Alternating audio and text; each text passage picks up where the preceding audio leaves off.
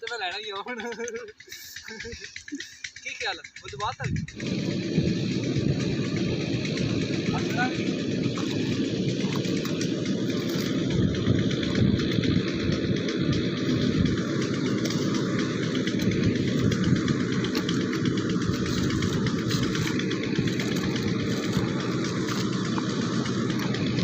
Guys welcome back to my other vlog. अज का vlog करते हैं स्टार्ट।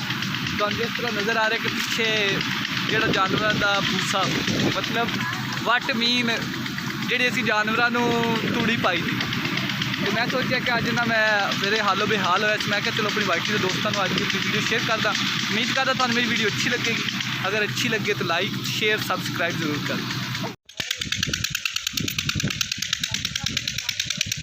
दिखा रहे हैं पीछे कि ये तूड़ी का मतलब जानवरों का भूसा जोड़ा असी जानवरों पाने वास्ते कितनी ज़्यादा मेहनत तो बाद ये भूसा बनता।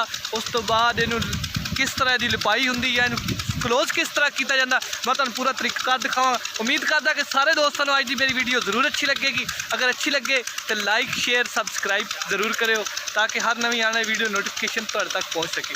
हुणे मतलब भाई नूं लिआंदा जिहड़े मतलब कारीगर हुंदा ने इनू बनाउण वाला, एक कारीगर बना रहा वा। तो क्योंकि फिर ये मेहनत ही होंगी है, मेहनत वास्ते हर बंदा ही पेट की खातर काफ़ी ज़्यादा मुश्किलात तो बाद ये बनती है।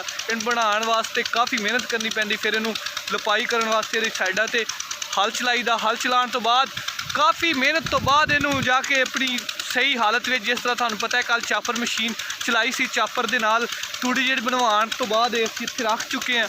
तो हुण इनू क्योंकि इन्हू फिर सेव भी करना होंदा ना, अगर इन सेव ना करांगे तो फिर ये सारा जिहड़ा मामलात खराब हो जाएंगे क्योंकि सारी उड़ जाएगी। अगर नेर एक आंधी आ गई तो उड़ जानी। तो हुण धाड़ बनती पई आ, धाड़ मतलब जिस तरह इनू क्लोज करने वास्ते बनावांगे ना, तो सारा तुहानू मैं तरीकाकार दसांगा कि बनती किस तरह ते बना रहा वा। उस तो बाद इनू लिपना किस तरह या क्लोज मतलब सेफ करने वास्ते। असी पिंडां वाले हाँ, तो साडे पिंडां दे विच जिहड़े ना 4 दिन काम दे हुंदे आ, फिर असी वेले, फिर पूरा 6 महीने असी वेले रहना, फिर असी फसल काश्त कर देने तो बाद असी सुकून नाल सौ जाना। पढ़ लैंदा तो की महसूस कर रहे हैं इमरान साहब, तुसीं की महसूस कर रहे हो? पढ़ लैंदा तो चंगा नहीं सी, जिन्हें माँ प्यो नूं सताया पुत्त ने रक्षा ही चलाया, तो तू पढ़िया नहीं तो तेनों हुण यही काम करने पैने आ। तेन बड़ा जोर लाया तू तो पढ़ ला। की महसूस कर रहे जिन्हें माँ प्यो ने सताया उन्हें रक्षा ही चलाया, तू पोते धड़ा ही बनानिया वा। नहीं नहीं, दिल नहीं छोटा करना है, मेहनत है तेरी। तो मेहनत करने से इंसान के हालात बदल जाते हैं। तेन पता है कि जो बंदा मेहनत करता अल्लाह पाक उसकी मदद करता वा। तो हमेशा इंसान जिंदगी दे विच मेहनत करनी चाहिए आ, तो मेहनत नाल इंसान की अजमत होंदी है।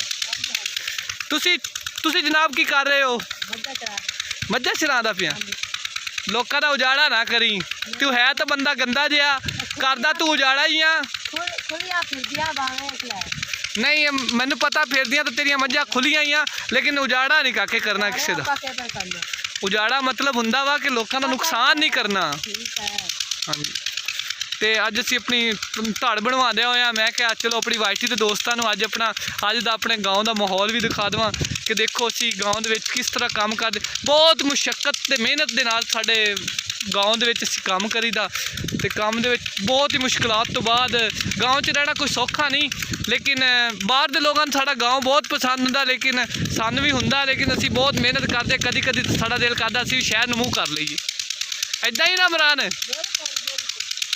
वो भाई भी कह रहा वा कि हाँ हाँ मेरा भी दिल करता वा कि मैं भी शहर में चल जावा। काफ़ी दफ़ा इन्हू कहा मैं शहर चलना, लेकिन असीं फड़ फुड़ के रोक लईदा वा।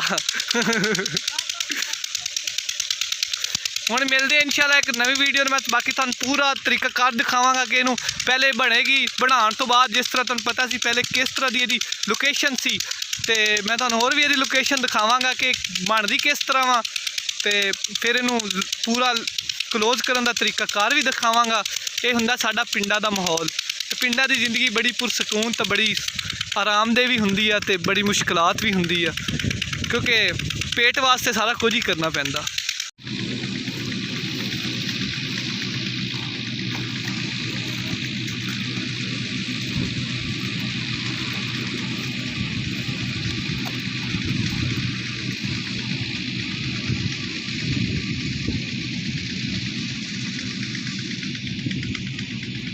इदा लगा मेरे भाई की दोस्तों को गाँव च रहना बड़ा मुश्किल है। एवं लोग कह देंगे कि गाँव में जिमीदारा करना तो वैसे भी काम कुम करने बड़े आसान है। साढ़े हाल देख लो, पिंड के माहौल वैसे बड़ा खूबसूरत सर सबज होंगे, लेकिन जिमीदार जो होंगे ना इन्हों का कोई हाल नहीं। तो उम्मीद करता सारे दोस्तों को अज की मेरी वीडियो अच्छी लगेगी। तो मेरे हाल देखो, अज हालों बेहाल होया पिया वा।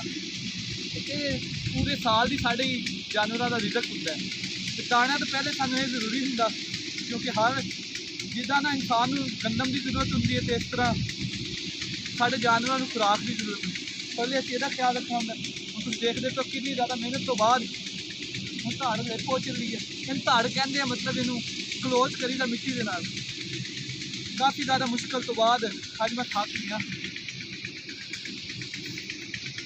तमाम दोस्तों तो दरखास्त है कि मेरी वीडियो लाइक शेयर कर दिया करो। इतनी मेहनत तो बाद मैं वीडियो बनाना, तो कोई भी दोस्त मेरी वीडियो शेयर नहीं करता। थोड़े शेयर नाल कुछ नहीं जाना। उम्मीद करता मैं कि तुम मैं जरूर सपोर्ट करो कि हर इंसान को अगे बढ़ने वास्ते किसी न किसी सपोर्ट की जरूरत होगी। तो मैंने थोड़ी सपोर्ट की जरूरत है। मेरे चैनल लाइक शेयर तो सबसक्राइब जरूर कर उस बटन दबा दो। ओए मैं हूँ मैंने समझ नहीं आ रही मैं बोलता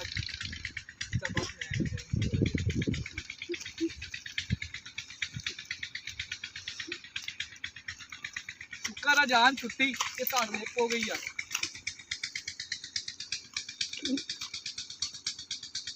गिलास वेख लै मेरा दिल करता पिया वा कि ना अपनी धाड़ के उत्ते ना इनू एक निशानदेही कर देंगे साड़ी धाड़ में कोई छेड़े ना। ये होंगे पिंडा का माहौल जिस तरह तुम देखते पे हो कि अज मेरे हाल बेहाल हो गया वा। तो मेरे नाल दे भी 2-3 हैं, लेकिन उन्होंने मैं विच नहीं लिया सकता क्योंकि मेरी मजबूरी है। तो इस करके ना मैं हूँ कला ही इस, वरना मेरे को एड्डी वड्डी कबर ही बनाई है। ये समझ लो ये ओपन कबर आ, तो वैसे विच कबर के डूंगी खट के तो कबर का नक्शा ही होंगे वा, क्योंकि फिर सारा जो मामलात ये सारे मामलात पानी वगैरह भी लग गया। क्योंकि अगे हूँ तुहानू पता है कि जिस तरह तिली का मौसम असीं हुण तिली ये काश्त करांगे। हम फसलां सारियां माशाअल्लाह इस टाइम बढ़ी चुकियां। उम्मीद करदा कि सारे दोस्तों को अज का जो मेरा माहौल जरूर पसंद आया होगा। तो मेरे हाल देख के तुहानू तरस आना चाहिए।